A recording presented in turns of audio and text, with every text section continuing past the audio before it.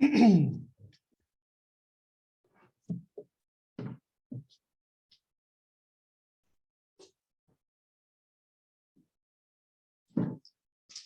good evening, everyone, and welcome back to another week of Parsha Shir. And we're holding over here by PARSHAS TAZRIA. And this, of course, we know is the beginning of our entrance into the world of Lashon HaRa, of the evil speech, which creates something called tsaras. Tsaras, not really leprosy, as we see from the Parsha. It is a condition, it's really a spiritual condition that reflects itself in one's skin, one's hair, all different places, in the walls of their home, which reflects the mistake that the people have made, that they have spoken Lashon HaRa, or even the other slew of different averas that a person can do to warrant that they're going to receive tsaras. I want to speak about one of the areas of the epidemic of tsaras that takes place when the Mitzorah himself, the person that received this blemish on him, is obligated to Lotzeis min hamachane. He has to go out of the Jewish camp, out of the camp of Yisrael. He has to go quite far, and he has to separate himself from all of the people. And the pasuk says over here the following. If anyone that's looking inside, Vayikra Yud Gimel, pasuk number Mem Hey, which is 13. It's chapter 13, and it's verse 45. And the verse says, "V'atzarua asher baya nega begodav yifrumi v'roshi farua v'alsafam yate v'tamei tamei yikra." So this person who became the leper, this person that got tsaras, so it says over here that he has to rip his clothing. He brings like a hood over his head, and it comes down all the way l'safam to his mustache area. And he calls out, V'tamei tamei yikra, he calls out, I'm impure, I'm impure. The Targum Yonis Ben Uziel says over here, what is he screaming? Rechukoi, rechukoi means sa'ava, move away, I'm tamei, I'm impure. I don't want you to become impure as well. I'm a contagious fellow over here, he says. Stay away from me, that you should not become tamei, you should not become impure also. And then it says, all of the days that this nega, that this lesion is on him, he is tamei, he is impure. He has to go into quarantine, and he has to sit outside of the camp. Moishavai is going to be his dwelling place. So we have two things over here that we're dealing with tonight. Number one, you have a Mitzorah who is calling out to everybody that's around him, I am tamei, I am tamei. And number two, this Mitzorah has to go and separate himself outside the camp. He can't be around anybody else. So I'm going to go backwards in the Rashis, and we'll try to explain something that is going on over here. Rashi writes that he's Badad Yeshev, that he has to sit by himself in quarantine. Says like this, nobody else that would be tamei, even nobody else that's impure, no other mitzvah should sit together with him. The Rabbi Seinu, and our sages teach us the following: why is this person different than all other people who are tamei, that he has to sit by himself? There's plenty of people that become tamei in Klal Yisrael. There's a person who could touch a corpse. There's a person who could touch a sheretz. There's a person that could be a bal keri. There's so many different things that can happen to a person that would make them tamei, would make them impure. And yet the only place in all of the Torah that we find that a person has to go chutz from the machane all the way outside the Jewish camp is the Mitzorah. So the Gemara is asking, what is so special about him that he gets this very severe treatment that he has to go outside and be on his own? Says Rashi, he's quoting a Gemara,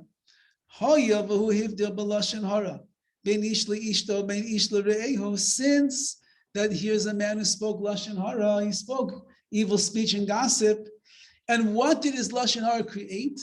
It created a separation between ish v'ishto, between a husband and his wife, ubein ishto, between two people. You speak Lashon HaRa about one person to somebody else. You're creating rivalry. You're creating a rift between them. So therefore, af hu yibadel, this person, mida keneged mida, measure for measure, he is going to be separated as well. You who cause separation amongst the people, and you who possibly destroyed a marriage or destroyed a friendship or destroyed a business, who knows what you've done with your Lashon HaRa? So therefore, since that you have created this division between others, we're going to make a division between you and the rest of Klal Yisrael. You go outside the camp, you're not allowed to be around with us. That's what Rashi says on that part of the pasuk. If we go back to the first verse that we read, where it says that this man is screaming out, "V'tamei tamei yikra," he calls out, "I am impure, I am impure." Says Rashi, why does he call out, "I am impure"? Mashmiya shu tamei. He wants everyone to hear that he is impure. V'yifreshu al kol mimenu, and everyone will stay away from this person. He is impure. He has rachmanis on the rest of Klal Yisrael. He doesn't want anyone to touch him by mistake, and it transfers tumah over to them. And therefore, he calls out, "You should hear that I'm a tamei person. I'm impure. Stay away from me." That's what Rashi says. But there's a Gemara in Moed Katan. Probably you remember from Daf Yomi this Gemara. The Gemara says on this pasuk, "V'tamei tamei yikra." The man calls out, "I'm impure, I'm impure." Why does he do such a thing? Tzarech lahidiyoi tzaroi l'rabim. The man is a mitzara. The man has lesions, he has leprosy all over his skin at this point. He is going chutz from the machane, he's going outside the camp, he's going to be separated from everybody. Not such a happy camper right now. Man is in a state of misery, and he knows, which is also an embarrassment for him. Everybody knows that the reason that you became a mitzvah is because you spoke Lashon HaRa. So therefore, all of Klal Yisrael is watching this man. He's calling out, "I'm tamei, stay away from me."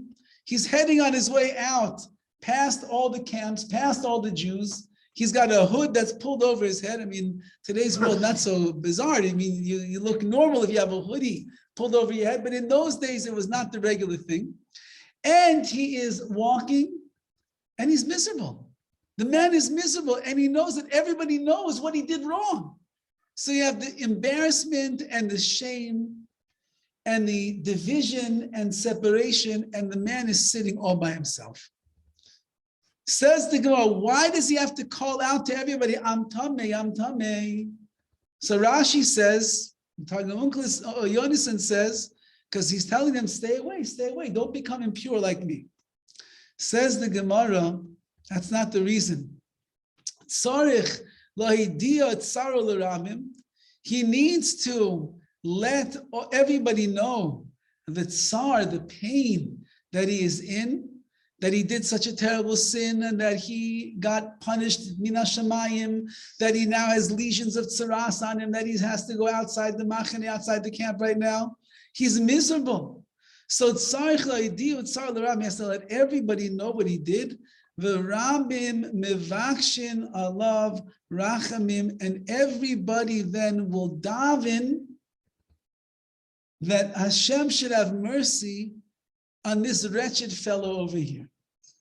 The man spoke Lashon HaRa. The man causes division. The man is being sent out of the camp because since you cause division, you get divided as well.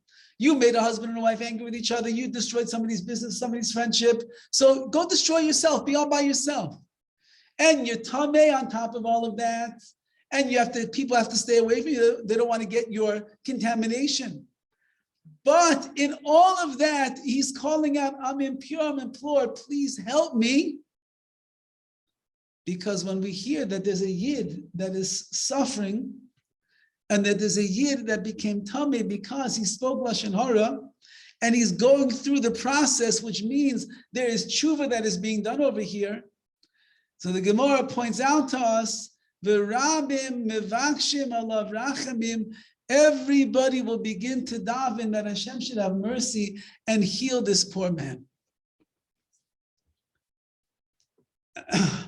The Maharal writes that we live in a world where machlokes and division is something that is very likely to happen. He says, because if you look at the nature of the world, you will see such a thing. HaKadosh Baruch Hu created Shemayim va'aretz, heaven and earth. Those are two opposites. He created the air and he created the water. Those are opposites. There's birds that fly in the air. There are fish that are swimming in the sea. Those are opposites. You have Ish ve'isha. Those are opposites as well. You have sun and you have moon. Those are opposites. You have cold and hot. Those are opposites. You have spring and fall. Those are opposites. You have so many things that are in the creation itself that are the opposite of each other, that we live in a world in the Bria, in the creation itself, is the very ability for things to be misnagid, to be against each other. If you're cold, well, it's hard to be hot. If you're hot, it's hard to be cold. If it's the winter time, you're not going to get the sun to pop out and make it 85 degrees. It doesn't work like that. And therefore, says the Maharal, since that the nature of the world is a world of opposites, a world where there is inherent division, so therefore it is extremely easy for a person who is also a part of the creation of this world. And let's say that a person himself, we are guf and neshama, we're body and soul. There could not be two bigger opposites in the entire universe than the body and the soul. You have a body that's drawn to the world down here. You have a neshama that's being drawn to the world up there. You have a body that wants to sit and eat and drink and be merry and not think about tomorrow they will die. And you have a neshama that's thinking there will come a day when we won't be here anymore and we have to prepare ourselves for the world to come. So the body and the soul are the biggest opposites. Says the Maharal, that being said, that we live in a world where there's this constant dichotomy of division in the creation, it is very easy for a person to get caught up in the division and the opposites that are there and get themselves into some kind of machlekes, some kind of argument, some kind of fighting, some kind of division, some kind of trouble that a person will end up falling into when they are drawn after the machlekes, the differences and the division that is here in this world. One of the places that we see this come true in the greatest shape and form is in the world of Lashon HaRa. Lashon HaRa, the evil speech that we are describing over here of the Metzora, is a human being who has taken the modicum of speech, which only belongs to human beings. There are no animals that can speak articulated words. There is not an animal that can share with his fellow animal friend the most complicated philosophical thoughts that are swimming around inside of his mind. Only a human being has speech, which is a siman, which is a sign of the godliness that a person, a human being has. And he can take that speech and he can create absolute destruction here in this world. A person can take their mouths, which are the mouth that is supposed to speak words of Torah, supposed to be mevarich, to bless the Ribono Shel Olam, supposed to be words where words of mouth with kindness and endearment and encouragement will come out of their mouth. And he takes those missiles out of his mouth and he goes and he slings them at another person or against another person.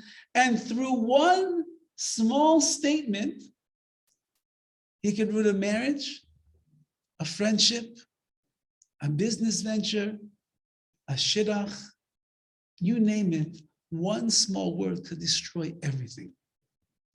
Says the Maharal, well, that's the nature of this world.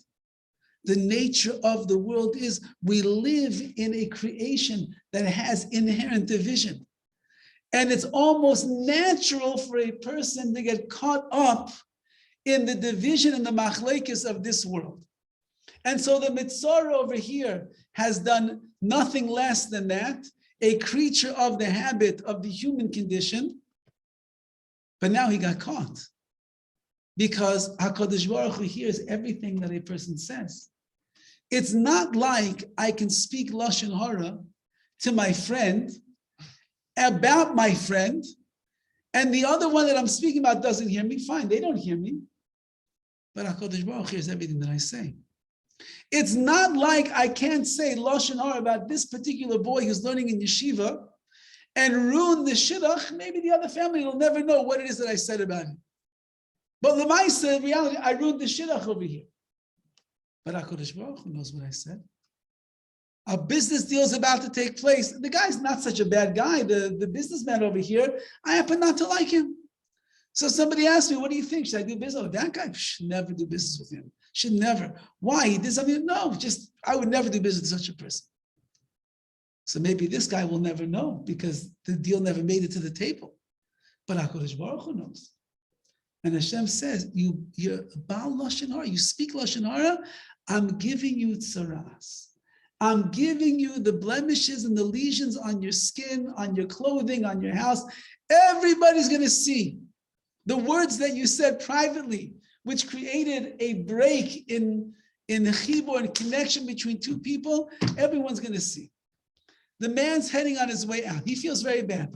He feels very, very bad about himself. And he's going chutz from the machane, outside the camp. Says the Gemara, you know why you're going outside? Because you created division. You have to be divided and put into quarantine as well. And the man screaming out, Tummy, I'm tummy, please. He feels bad now. So the first pshat is he's telling the people, stay away, rachuku, stay away. I did something wrong. I became impure. I'm dealing with the tzaras. I have to go purify myself right now. Don't get too close to me. I already caused enough pain in this world. Stay away from me. Don't become tameh and get affected by my germs and my contamination. Stay away. Says the Gemara, but there's more behind that declaration. At the time that the man is doing tshuva because he feels bad for what he did in this world. He feels bad for the words that he said that were destructive, that were painful, that hurt another person. It pains him that he pained somebody else. Now he's asking his brethren. He says, Rabbi, I'm going out and chutz from the machane because I am tameh. Do me a tova, do me a favor, please. Feel my pain. I made a mistake, I feel bad, and I'm doing my tshuva. I need you to feel my pain as well. Umispalel rachamav alav, and the people say, we're with you. We see that you're sincere. We understand that you made a mistake and you're in the process of purifying yourself and you're doing tshuva. You can't become purified if you don't do tshuva. And therefore, says the Gemara, what do? Mevakshin alav rachamim. They begin to ask HaKadosh Baruch Hu, have rachmanas on this man. I spoke Lashon HaRa. He ruined somebody's life. He's doing tshuva. He realized he made a mistake. He feels bad. You can see from his sensitivity that he's telling us, stay away. He doesn't want to cause any more problems. HaKadosh Baruch Hu, please have rachmanis on this person and heal him and allow the tshuva purification process to be something that is going to work on his behalf. If a person doesn't remain sensitive to the nature of this world, if a person does not allow himself to override the inertia of the machlekes which exists inherently in this world, if a person doesn't learn how to keep their mouth closed and be able to look at another person, another yid, and respect them in the proper way, they will fall into the trap of Lashon HaRa easily. It is easy as pie for a person to speak a word of Lashon HaRa. It is much more difficult for a person to seal their lips and not say the words that they want to say. The Chaim brings down in his Hagdam, in his introduction, to the Sefer Chavetz Chaim, famous words of the Vilna Gaon. And the Vilna Gaon says that if a person would know how much reward they're going to receive for keeping their mouths closed when they want to say a word of Lashon HaRa, if they would realize that there is reward that is waiting for them in the world to come, that even the Malachim, the greatest of the angels, could never fathom how much reward a Jew could get for being Bailam Pi, for clothing their mouth, a person would never ever speak a single word of Lashon HaRa. Every time you have an urge, just hold yourself back. You're getting oodles and oodles of reward in the world to come. But that's not our nature. The nature is, I want to talk. Everybody has to know what I have to say. I'll release the words without thinking what I say, and they just pop right out of my mouth. The Torah is telling us that when that person realizes the mistakes that they have made, that he caused discord amongst Klal Yisrael, part of the process of tshuva is to create an achdus, to create a unity and a brotherhood and a closeness of the Jewish people. And therefore, he warns them, I'm on my way out. I'm tamei. Stay away from me. I'm being shamed. I'm being embarrassed. Everybody knows what I did. And I'm going chutz from the machane. I have to be divided like I caused division. But you, please have rachmanis on me. And please daven for me. I'll do my tshuva and I'll try to repair the damages that I did. Part of Lashon HaRa is you have to go back to the people that you spoke badly about. You have to go and ask for mechila. You have to try to go back to the other person and say, that's not really what I meant.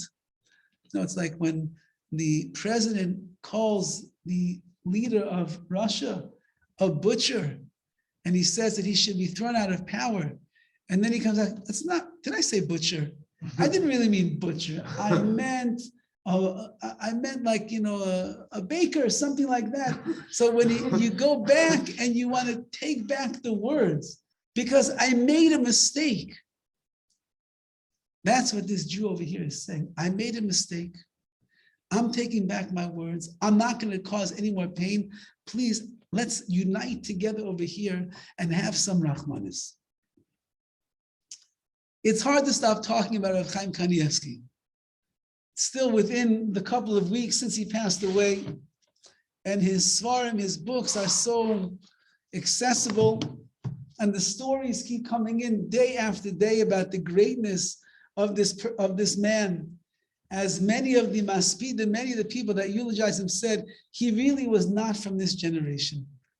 He was a neshama and he was a gadol, he was a giant of Torah from a previous generation. They're saying at least back to the Achreinim, which means pre-Europe, pre-war. We're going back 100 and something, 120, 150 years ago, at least. His father-in-law, when he heard certain stories that took place with him, he was nizdazeh, he shook. When he heard that, he couldn't believe that a man in this generation would merit to have the miraculous miracles that happened to him. He said, you find stories like this by the Rishonim, by the earliest of commentaries. So he was a man that came from a previous generation. And his Torah was also coming from an older, a much deeper place. And he himself, as we pointed out, many of these stories that are coming out about Rav Chaim right now are pointing out something that perhaps the world did not focus on in his lifetime. In his lifetime, we focused on the immersion in Torah. We focused on the hours and the hours and the hours that he learned, the amount of pages. But after his death, the stories that are being told right now are clear that as big of a giant as he was in the Torah that he learned, he was equal to that in his midos and his character and his love and his care and his concern for Klal Yisrael. And a man that had no place in his mind for anything else but Torah, he had all of the place in his heart for all of Klal Yisrael and all of their problems and all of their issues. There is a whimsical story that he was once called into the Tzahal, into the Israeli army, to be drafted. And apparently to be drafted, you have to go to the main place, and you have to go through some kind of a question and answer, is physical.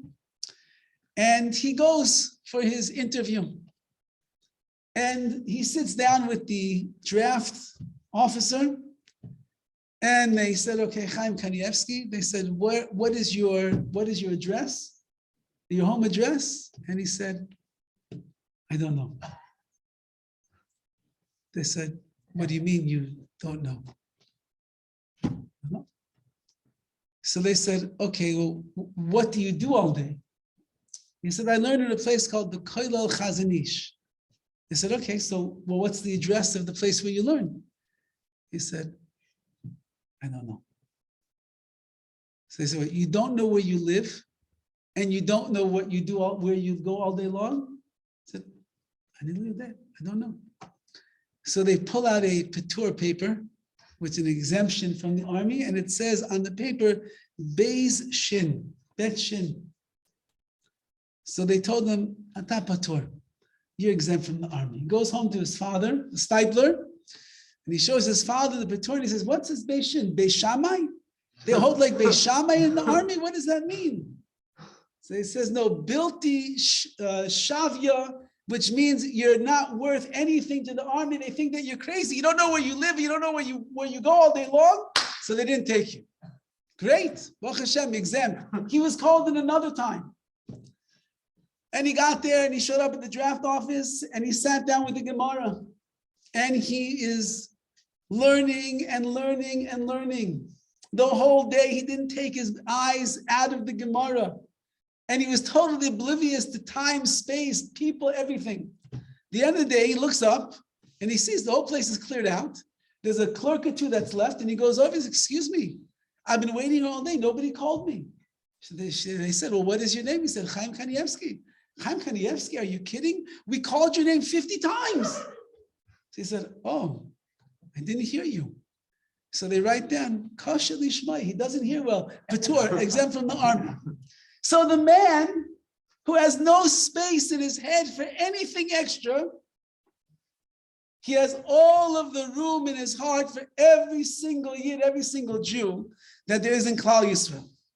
Now, in his beautiful Sefer Orchos Yosher, he's speaking over here in the letter Chaf about Kavod Chaveroi, about honoring one's friends, because this is really the world of Lashon HaRa is when you dishonor somebody else, when you don't give them the respect that they deserve, you put them down because you're in a mood. Today I was teaching in my classroom, and there's whatever it is, two of the girls were clearly speaking Lashon HaRa, making fun of one of the other girls.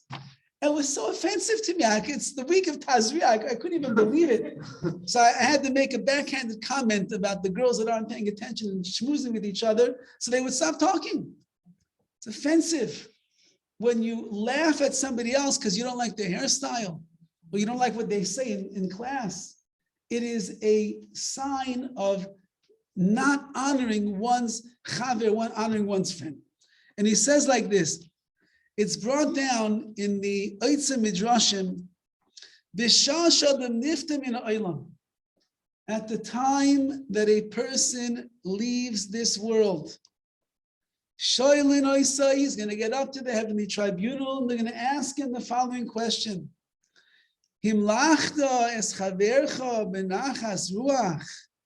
Did you treat your friend with nachas ruach, with respect and with honor? If the answer is yes, that you treated your friend in an honorable way and a fashion, and you gave him the cover, the respect that he deserved, then yoitzeis nishmasai b'leitzar, your neshama will leave your body without any tsar, without any pain. You're going to leave this world and you're going to go straight into Gan Eden. For what, says the Midrash? If you simply were, you see, himlachta really means, did you make your friend a king over you? Did you raise him up on a pedestal? Did you mechabit? Did you honor, respect him so much so? It was always pleasant. the way that you dealt with him? If the answer is yes, then your neshama, swiftly, peacefully, and calmly, the same way that you treated your friend here, it's going to go in the Gan Eden of the next world. V'advarim you do, and this is Chaim Kanievsky speaking. It's known. Shemi shemechaber es habriyos, somebody who gives honor and respect to others. Hakoil gam ke mechabden oisai, everybody will give honor and respect to him, meaning to you. If you honor other people and you show respect to other people and you show your deference to another, even to a child, they say that Rav Yaakov Kamenetsky Zichron Livracha, that he would always stand up when people would come to ask him questions. He always stood, even when he was an older man, he would stand up from his chair to give them honor. Even if a child would come over and ask him a question, he would stand up and he would lean down to hear what the child said, to be mechaber them, to honor them properly. Says Chaim Kanievsky, Shemi shemechaber es habrios, it's known, if you are a person who honors others, everyone will give honor to you as well. And if the opposite is also true, if you're a person that goes around and you shame people, and you disgrace people, and you put people down, and you make fun of them, and you talk behind their back, and you say Lashon HaRa about them, everyone is going to shame and disgrace you as well. Says Rav Chaim Kanievsky, it's a very simple equation in this world. If you really want kavod, you really want the honor, you better make sure that you're honoring other people. If you don't care much about your personal honor, and you don't mind being shamed and disgraced in this world, I mean, is it a wonder that we're holding over a year since January 6th? And the whole debacle that took place in Capitol Hill over there, is it a wonder that the press and the government cannot leave the previous president of the United States alone? Because if you spend your life being mavazid, disgracing other people, putting other people down, calling people names, making fun of belittling people, so then, says of Chaim Kanievsky, a simple equation. The same exact thing is going to happen to you. But if you're mechaber, if you're a peaceful man, if you're an honorable person and you give honor, respect to everybody else, so then that's what you will get back in return. And he says over here, an amazing pshat, an amazing explanation in a Mishnah in Pirkei Avos. And he says, Shemanti me'agoyin atzadik Rabbi Tzvi Kupshitz Zatzal. I heard this from a goyin and a tzaddik whose name was Rabbi Tzvi Kupshitz. And the Mishnah says, Ben Zoyma Omer, everybody knows this Mishnah. Ben Zoyma says, Ezeu Chacham, who's a wise man? Halayim mikol adam, the one who learns from everyone. Ezeu Gibo, who's a strong man? HaKoivesh es Yitzray, the one who conquers and subdues his evil inclination. Ezeu Asher, who's a rich man? Hasameach bechelka, is someone who rejoices in the lot that HaKadosh Baruch Hu has given him. Ezeu Mechubad, who is an honorable person? HaMechaber es habrios, the one who gives honor to everybody else. Now listen to this beautiful insight. V'omar Reb Tzvi Kupshitz said, "Sha'mishnah chesheves kan arba devarim hepech v'mashalim cheshvim." The Mishnah itself speaks about four things, the exact opposite way from what the world thinks about them. Ki oilam cheshvim, the oilam, the world, the Welt, as we would say, the world thinks. Mizeh chacham, who's a wise person? Shekulon boyin lishaloi. Anyone, when everybody comes to ask him questions, and he doesn't have to go and ask anyone. I'm such a wise man. I don't need advice. I don't need to ask you a question. I don't need to ask what you think. I know everything myself. I'm a wise man. The Mishnah says, Chacham, the exact opposite. He's the one who humbles himself and he goes and he learns from everyone, from even a child. That's real chachma, that's real wisdom. the opposite of what the world thinks. Then he goes on. If you'll ask the Welt, you'll ask the world, who do you think is a strong person? They'll say, well, somebody who's strong enough to rule over everybody. And nobody could overcome him. He's Mr. Universe. He's the biggest fighter in the ring over there. Nobody can touch him. The Mishnah says, no, that's not strength. It's the exact opposite. Strength is someone who conquers and subdues his Yetzer Hara,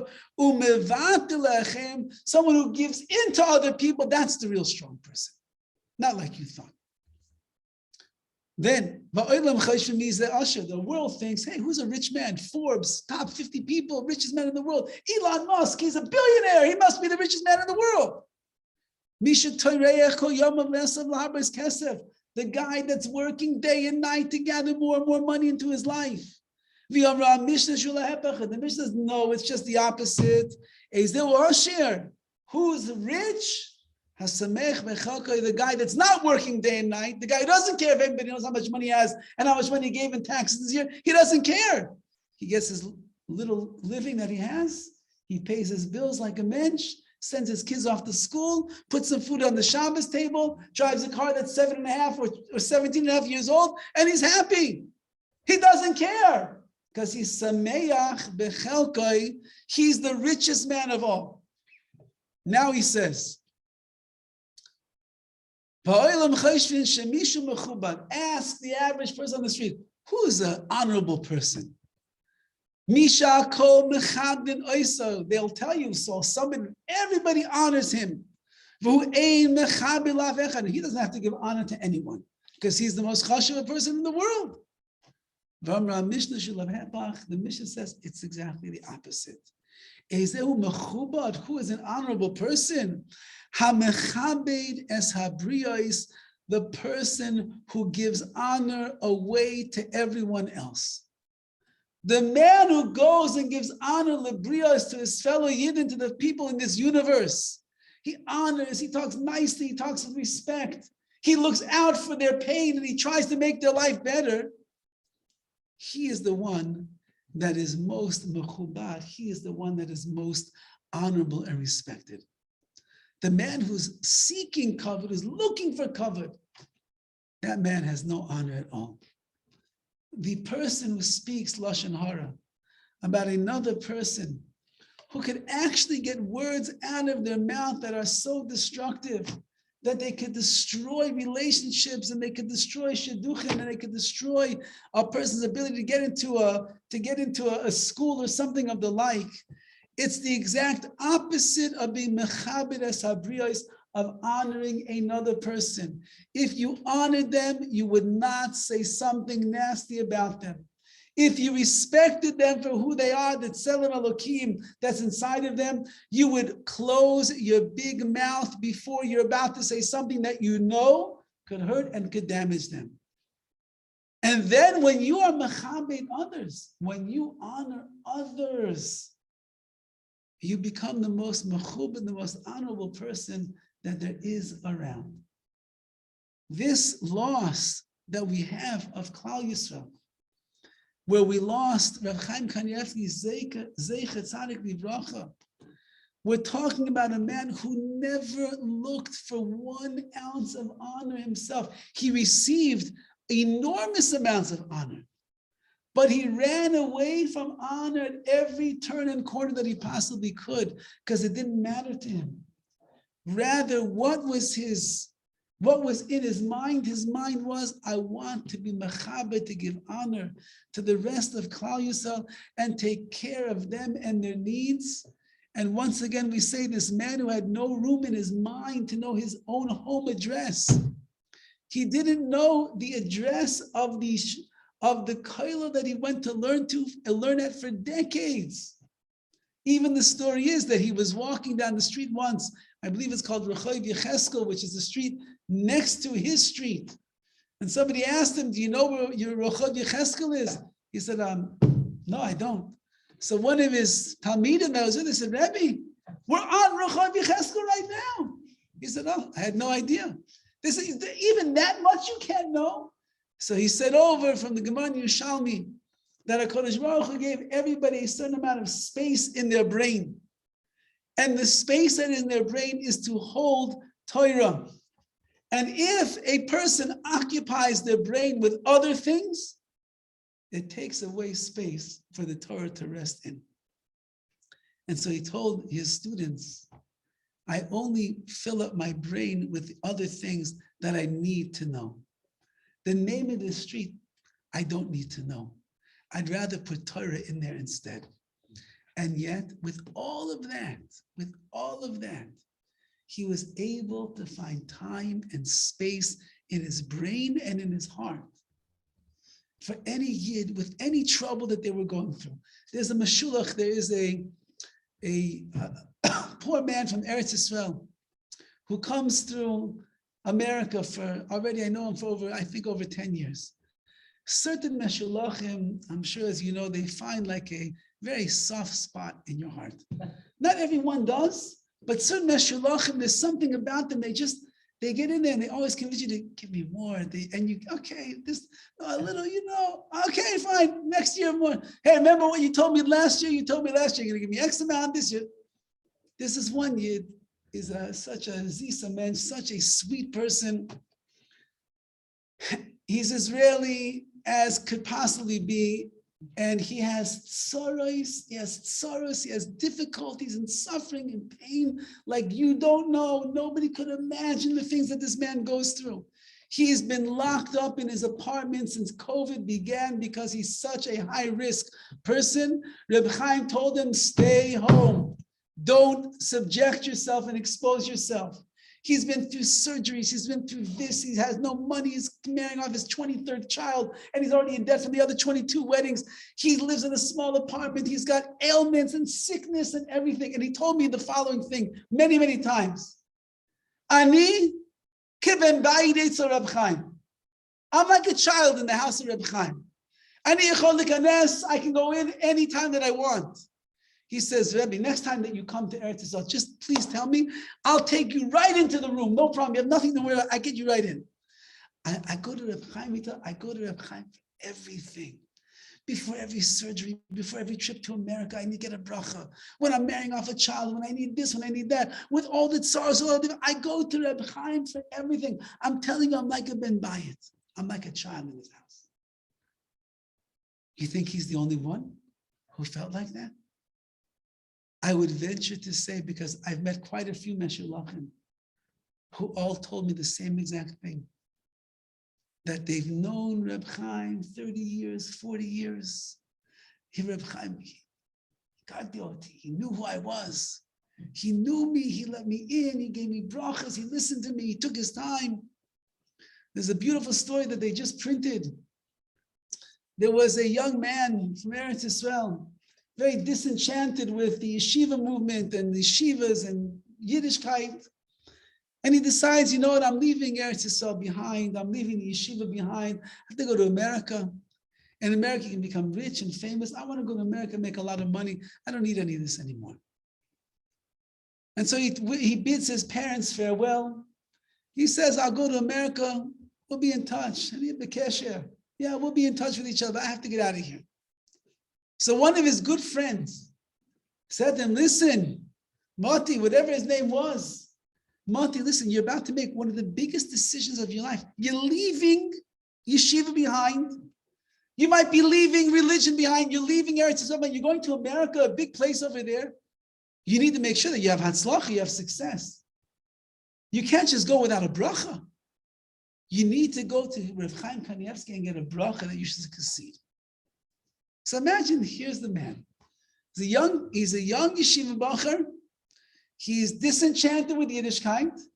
He's decided he's leaving Yiddishkeit behind, leaving yeshiva behind, leaving Israel, and he's going to America, and he's coming to the Sar HaTorah, to the leader of all of Torah Judaism in the world, to get a bracha that he should succeed in his new path in life.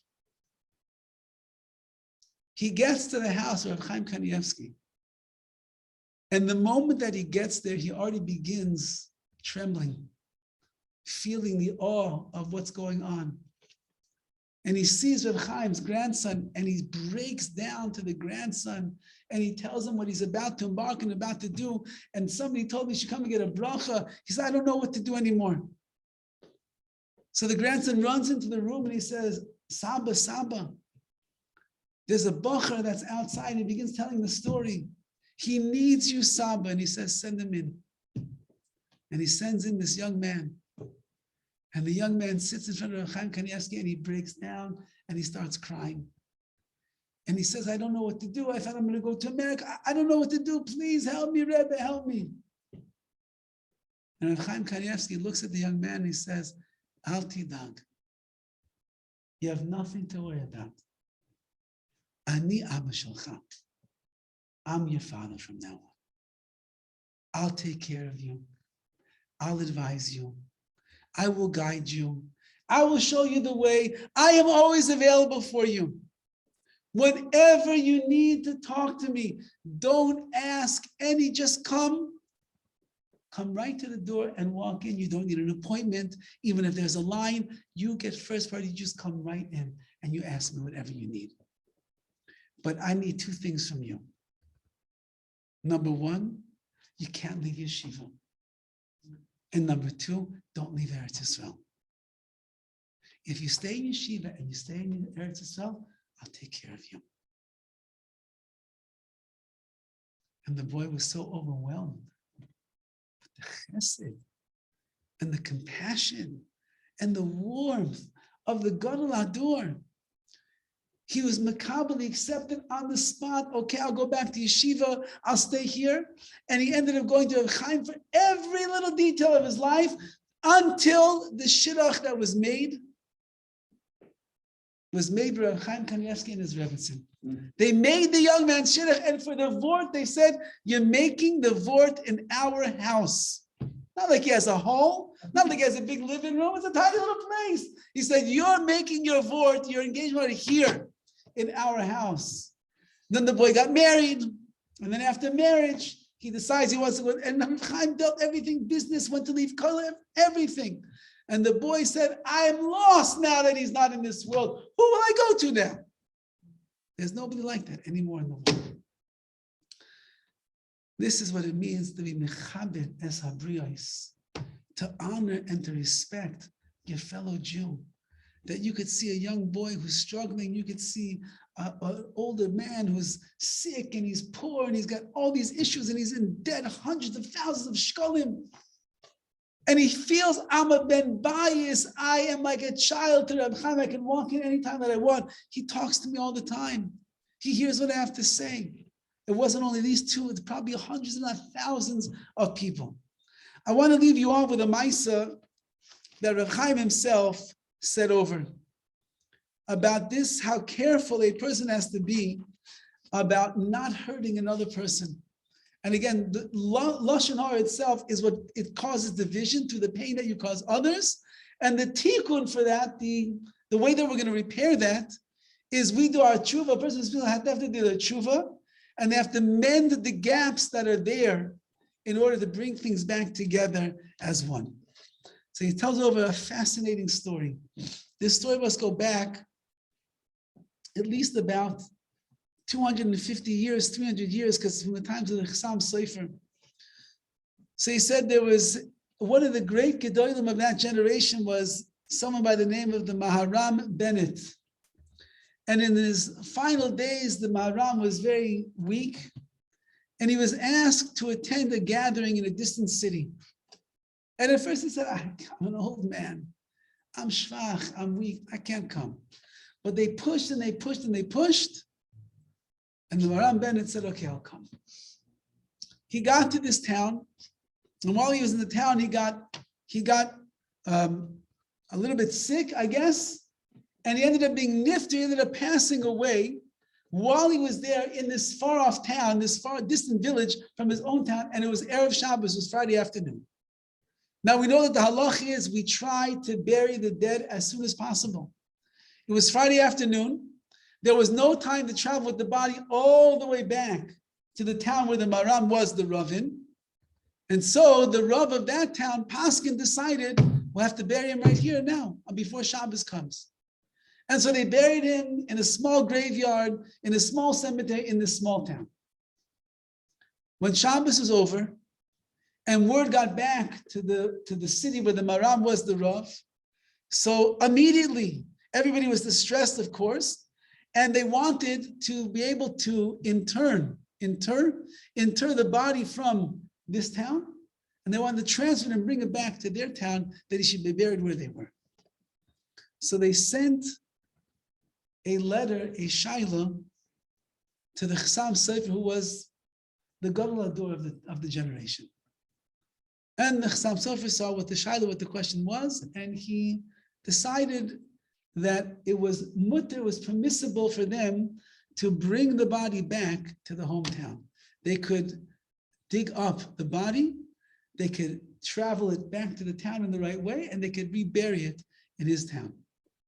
And the Chassam Sofer was busy writing what we call a tshuva, the response. And when he finished writing the response, it was a long response with all the details of how they should do it. Suddenly his ink bottle, they used to write with a quill, the bottle of ink got knocked over and spilled all over the tshuva. You could no longer read what he had written. The Chassam Sofer was a very high-level spiritual person, and he said about himself that he got messages all of the time from Shemayim, and he took it as a message from Shemayim that he should not send this tshuva, and he didn't write it over again, and therefore they didn't remove the Maram's body from the place where he was buried. 3 months later, as the Chassam Sofer is sleeping one night, he has a dream. And in his dream comes the Maram Bennett, this man who passed away. And he says to the Chassam Sofer, he said, I want you to know, in my youth, I was once engaged to a young lady, and we were engaged for 3 months. And then I broke off the shidduch. And I tried to appease her, I tried to make amends. But it was decreed in Shemayim that I had not done a good enough job of appeasing this poor girl that I broke off the shidduch for. So they decreed that since I caused her pain, because it was a 3-month engagement, so it was decreed upon me that I have to spend 3 months being buried in this town, right next to her. She was buried in that cemetery, and the Maram was buried there as well. He said, that's why when you wrote the tshuva, that's why the ink spilled all over it, because in Shemayim they knew I needed another 3 months to be here. He came to the Chassam Sofer and he said, it's now 3 months. I've been granted my atonement. He said, in Shemayim they've said, it's okay for me to be brought back to the town where I was. You can rewrite the tshuva. The Chassam Sofer woke up immediately, pen to paper, and he wrote the response, including in the beginning of that response, the story of the dream. And of course, they interred the body.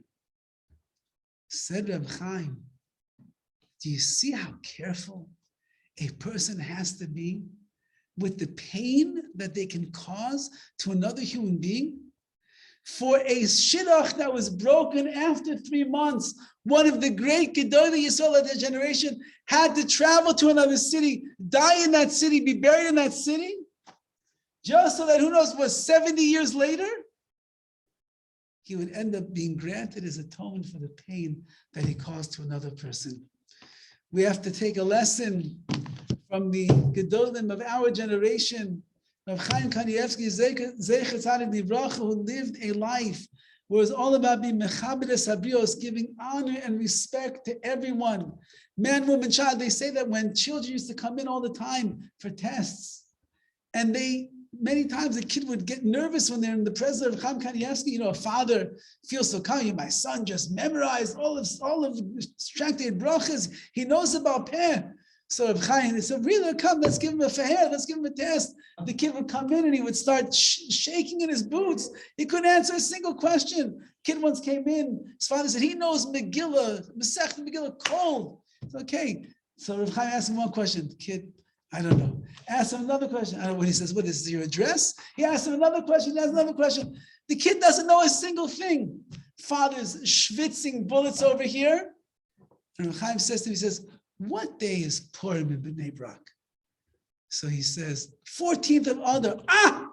He says, your son knows Masechta Megillah so well, it's incredible. He didn't want even to hurt the feeling of a young child.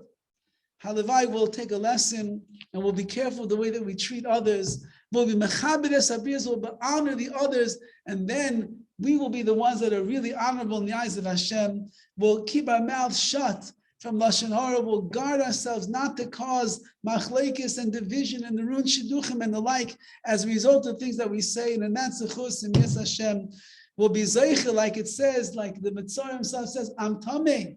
But everybody should have rachmanis on me and they should daven for me.